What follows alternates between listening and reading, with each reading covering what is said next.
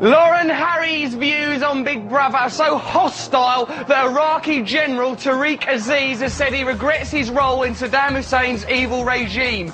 Speaking to UN Security Council earlier today, Aziz declared, "It was wrong, but I urge you to consider Iraq's position at that time, the ongoing sanctions, the aggressive US foreign policy, and the incredible duress that was placed on Saddam and his government." He added, "I'd give every penny I have for one final lick of his delicious cock." Polly Hudson's views are so obtuse that when I heard them, I went down to Chinatown in America, strolled into Mr. Miyagi's shop, dismissed most of his stock as vulgar, secured the 200 quid deal for his pet Mogwai Gizmo, pulled down my trousers and pants, put a furry condom on my dinkle and shouted, "Lads, don't get this wet or feed it after midnight." They done both. This is Big Brother's Big Mouth.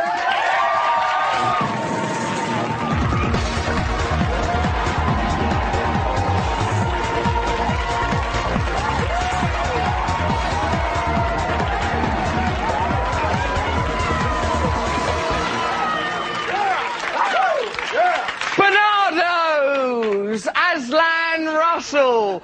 You all right? Nice today, isn't it? Good atmosphere in the show. I've only got one shoe, all right? I'm human. I'm so sorry I'm not perfect. I forgot a shoe. These things happen in life. Nominations today, right? And I think the funniest bit was Susie's reasons for nominating Jenny. Watch her face as she, like, tries to come to terms with having to say something what is a little bit rude. Vidi this. She has a little expression she uses, which is something about having sex up your bottom, I think is a polite way of putting it. I can't possibly say what she says. Like having to close her eyes. Having sex up somebody's bottom. I don't really want to think about it, but like, it's weird, isn't it? Because she's like had them knockers done and everything and sort of sexualised herself. What does she have them for? I'm glad you I reckon she said to her husband, "I'm glad you convinced me to get these done because they're very useful in the kitchen. I can use them for rolling dough and we can make a lovely quiche now." And like, you know, it says in the papers that she used to be an erotic dancer. I think she'd have to be a rubbish stripper with that kind of prudishness about sex. Thank you, Darren, for inviting me to your stag do.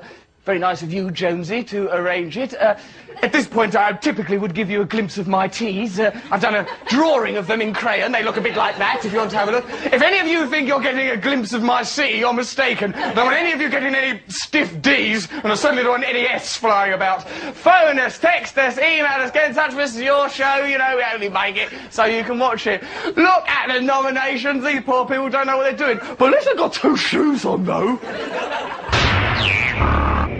Welcome to Automated Nominations. You have pressed 1. Please hold. Imogen. Imogen. Imogen! I find her quite boring. She doesn't join in with as much as the others. The woman spends pretty well much her whole entire day looking at herself in mirrors.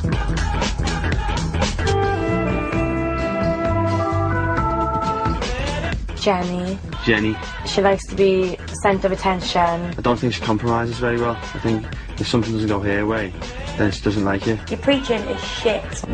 You have pressed the star key. My key. My key. I had an argument with Jenny the other day. Jenny's going to set up written rules. He creates some atmosphere in the house. Tension sort of arises from that. Oh no, come on, this is getting silly. Susie. Susie. The conversations we have sometimes can be quite tedious. All we talk about is tea. She doesn't like to get involved in the fun. I don't find things like playing rounders particularly interesting. That music.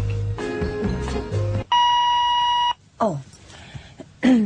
My first nomination is